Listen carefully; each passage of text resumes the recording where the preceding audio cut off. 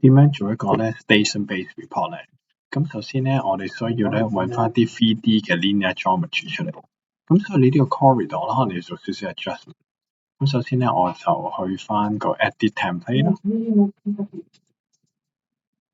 咁喺 edit template 入邊咧，我就 make sure 啦，我知道自己 report 啲乜嘢。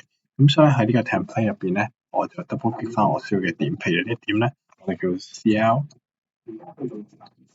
咁咧，呢點咧就係 center line 啦。咁呢點咧，你叫一，譬如就叫做 RHS 啦。而最重要咧就係呢一度個 feature definition， 你必須要揀 template point 入邊嘅 pavement 嘅 TL edge of pavement， 必須要揀。我轉頭咧就講點解要揀呢一個。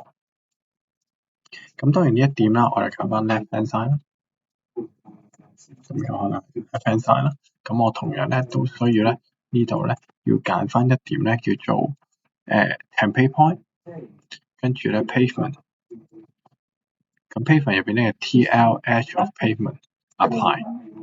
咁如果你想呢度咧再做多一點做 reporting 咧，你可以呢度咧 insert 一點 insert 個新 point。咁我呢個 case 就 insert 個 point 啦。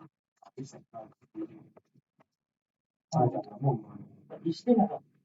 我 insert 個 point， 咁我就俾個 point 名佢。咁我就叫做 R1。咁跟住呢度咧，我亦都係咧俾翻個 template point。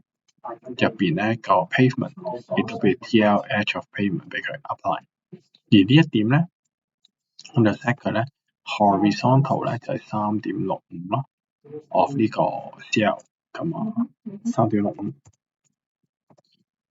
咁跟住咧呢一邊嘅 constraint 仲有 vector offset， 咁佢就會 base on CL 同埋 RHS 呢一點，而佢呢個 offset 係 0。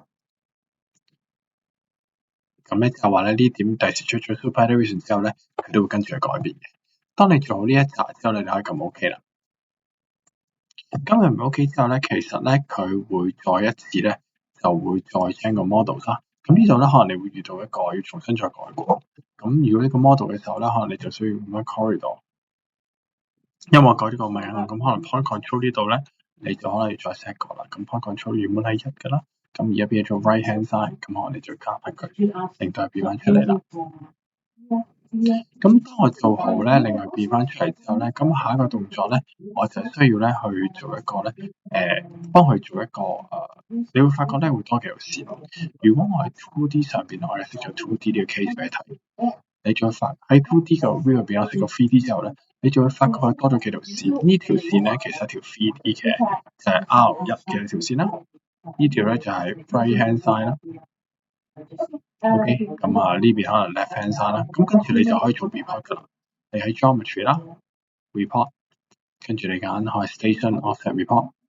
然後咧呢度咧你可以咧 define 翻你要嘅 interval， 譬如我每5米一個，跟住就 locate alignment，locate 一個 first offset。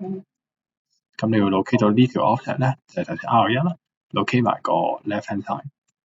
你會發覺咧，只有個 template point 個 features 揀咗呢個TL template point 之後先可以做到呢個 setting 嘅。咁 right click， 咁會出咗 report 㗎啦。咁 station base offset report 啦 ，station vertical clearance report，station base coordinate report 啦。咁 base on left hand side 每5米，咁base on 個 R1點，base on right hand side 每5米咧都會 report 到出嚟㗎啦。咁你可以 export 去 save as 佢做一個 Excel， 亦都可以 check 下有冇啲 report 係冇 miss 咗嘅。咁可能問點解淨係頭先個 feature definition 先做到咧？如果我哋去翻個 Explorer 咧，咁你就會睇到咧，其實呢個有個原因就係呢個 standard 下邊啦。撳開佢個 feature definition linear template point 入邊咧個 pavement， 呢個叫 TL edge of pavement。咁你 TL edge of pavement 咧入邊咧寫咗呢個嘅 create template geometry 係 true， 因為佢揀咗係 true， 咁所以之後佢先會 generate 到個 2D 同 3D 嘅 geometry 出嚟。如果你揀 TL pavement 1咧，假設你揀呢個啦，咁呢度係 false 嘅。咁如果你真係要揀咧，將你要轉翻去 true 咧，佢先會咧幫你整條 3D alignment 出嚟。如果唔係咧，佢係唔會幫你做到一個 report 嘅。